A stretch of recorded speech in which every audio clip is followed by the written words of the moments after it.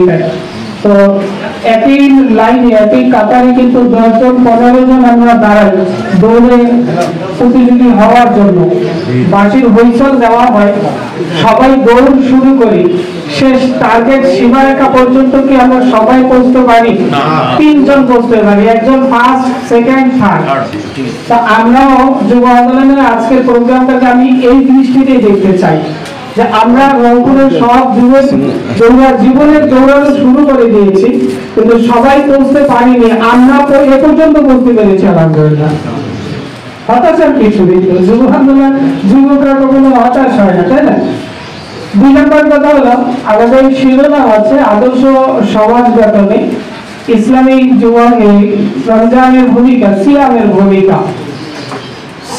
বাংলাদেশ না শুধু সারা পৃথিবীতে আমাদের সমাজগুলোতে সামাজিক যে অপরাধগুলো হয় থাকে, চুরি, ডাকাতি, গুম, খুন, হত্যা, ধর্ষণ, বাটপারি, দুর্নীতি সহ সকল প্রকার অন্যায় যে সমাজে অহরহ হয়ে থাকে, এগুলোর মূল কারণটা হলো মানুষের ভিতরে নৈতিকতা আর মূল্যবোধ না থাকার কারণে। ঠিক, নৈতিকতা আর মূল্যবোধ। আর নৈতিকতা এবং মূল্যবোধ আসবে হলো তাকওয়ার মাধ্যমে। যার ভিতরে তাকওয়া আছে, যার ভিতরে তাকওয়ার পাওয়ার যত আছে, খোদাভীতির পাওয়ার যত বেশি পরিমাণে আছে, তার মধ্যে নৈতিকতা এবং মূল্যবোধ তত বেশি পরিমাণে আছে। যে মানুষটা নৈতিকতা এবং মূল্যবোধ সমন্বয়ে তার চরিত্রকে গঠন করেছে, আদর্শ গঠন করেছে, সে কোনদিন চুরি করতে পারবে না। এই তাকওয়া আসে হলো রোজার মাধ্যমে। আপনারা কোরআনে কারীমের আয়াতে হয়তো জানেন, কুতিবা আলাইকুমুস সিয়াম কামা কুতিবা আলাল্লাযীনা মিন ক্বাবলিকুম লাআল্লাকুম তাত্তাকুন। বলে 1 মাস 29 বা 30 দিন দিনের মধ্যে না খেয়ে না দিয়ে পানাহার থেকে বিরত রেখে সিয়াম সাধনা আমি তোমাদেরকে এই জন্যই দিয়েছি যে এই সাধনার দ্বারা তোমাদের মধ্যে তাকওয়া অর্জন হয়, খোদাভীতি অর্জন হয়, আল্লাহর ভয় তৈরি হয়, তোমরা যেন তো আদর্শিক ভাবে, নৈতিক ভাবে এবং তোমরা যেন মূল্যবোধে উঁচু মানে পৌঁছতে পারো। তো দেখবেন বাস্তবে আমাদের সমাজে যে মানুষগুলোর ভিতরে তাকওয়া আছে, যে মানুষগুলো আল্লাহ ভীতি আছে, যে মানুষের ভিতরে আল্লাহর ভয় আছে, তার চরিত্র তত উন্নত। আর উন্নত চরিত্রের অধিকারী, উত্তম চরিত্রের অধিকারী লোকেরা কখনো কোনো ধরনের অন্যায় অপকর্মের মধ্যে জড়িত হতে পারে না।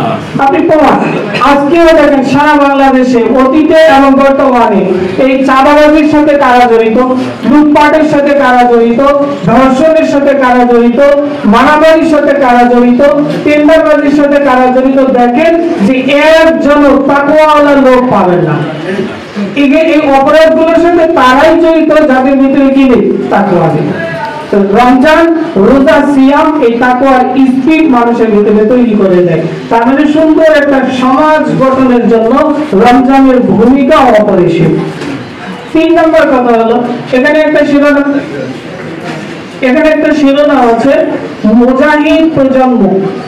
আমি জানি না আমাদের এখানে যারা মুরব্বী, আমাদের বাপ চাচা মুরব্বী, বড় জ্যাঠা যারা ইসলামী আন্দোলন বাংলাদেশ মুজাহিদ কমিটি সহ আমাদের এই মিশনের সাথে জড়িত, তাদের ভাতিজা, ছেলে, ভাগিনা, নাতি, নাতনি এখানে উপস্থিত আছেন কিনা, যদি থেকে থাকেন আমি তাদের কাছে আবেদন করব, অনুরোধ করব, তাদের কাছে প্রশ্ন রাখতে চাই।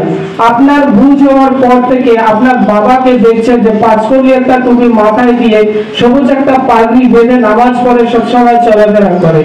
আপনি আপনার চাচাকে দেখেছেন, আপনার বড় ভাইকে দেখেছেন, আপনার আত্মীয়কে দেখেছেন, আপনি যার অধীনস্থে আছেন তাকে আপনি দেখেছেন যে ইসলামী আন্দোলন বাংলাদেশ এবং পিসাব চরমনার যে কোনো কর্মসূচির সাথে আপনার অভিভাবক সব সময় জড়িত এবং সর্বোচ্চ চেষ্টা করে সেখানে উপস্থিত হতে। নিজের পকেটের টাকা খরচ করে ঢাকা যায়, বরিশালে যায়, নিজের পকেটের টাকা খরচ করে রংপুরে আসে। কেন আসে? এটার একটা কারণ হলো আপনার বাপ, চাচা, অভিভাবক যে কাফেলার আওতায় আছে, যে সংগঠনের অধীনে আছে ইসলামী আন্দোলন বাংলাদেশ, তিনি বুঝে গেছেন যে বাংলাদেশে যত সাইনবোর্ডেই থাক না কেন, যত ব্যানারেই থাক না কেন, ইসলামী আন্দোলন বাংলাদেশের ব্যানার এবং সাইনবোর্ডটা একদম নিষ্কলুষ। এই সাইনবোর্ড এবং ব্যানারে না কোনো ধরনের ভেজাল আছে, না কোনো ধরনের দুর্নীতি বা অপপ্রচার আছে। ইসলামী আন্দোলন বাংলাদেশের রাজনীতির বাস্তবতাটা হলো এমনই। ঈশ্বর চরমনাই এবং ইসলামী আন্দোলন বাংলাদেশে এই যে দীর্ঘ সময় ধরে রাজনীতি করে আসছে, আজ পর্যন্ত প্রমাণ ভিত্তিক কেউ ইসলামী আন্দোলন বাংলাদেশের কোন ধরনের অন্যায় প্রমাণ করতে পারবে না, না দেশীয়, না সাংগঠনিক, না রাজনৈতিক, না আন্তর্জাতিক। কোন ধরনের অন্যায় ঈশ্বর চরমনাই এবং ইসলামী আন্দোলন বাংলাদেশ জড়িত নয়। এমন একটা সুন্দর সুশৃঙ্খল সংগঠনের সাথে আপনার বাপ, দাদা, ভাই, অভিভাবক যারা জড়িত আছেন, আপনার কি একটু বিবেকে জাগে না যে আমার বাবা, আমার দাদা, অভিভাবক এত ত্যাগ এবং কোরবানি স্বীকার করে দীর্ঘদিন ধরে ইসলামী আন্দোলন বাংলাদেশের সাথে জড়িত আছে, আমি সেই কাফেলায় যুক্ত হব না কেন? আমি আহ্বান করবো যারা প্রজন্ম আছেন তাদের প্রতি আমার আহ্বান থাকবে, আসেন একসাথে আপনার বাবা, দাদা, চাচা, আমরা সহ, আপনি সহ সবাই একসাথে আমরা দেশটাকে গড়ি, আমাদের সমাজটাকে গড়ি। দেশ, জাতি, মানবতা, ইসলামের জন্য আমাদের সবার ভূমিকা থাক। এটা আসেন আমরা একসাথে চেষ্টা করি ইনশাআল্লাহ। আল্লাহ তাআলা আমাদের সকলকে জান্নাতুল খায়র দান করুন।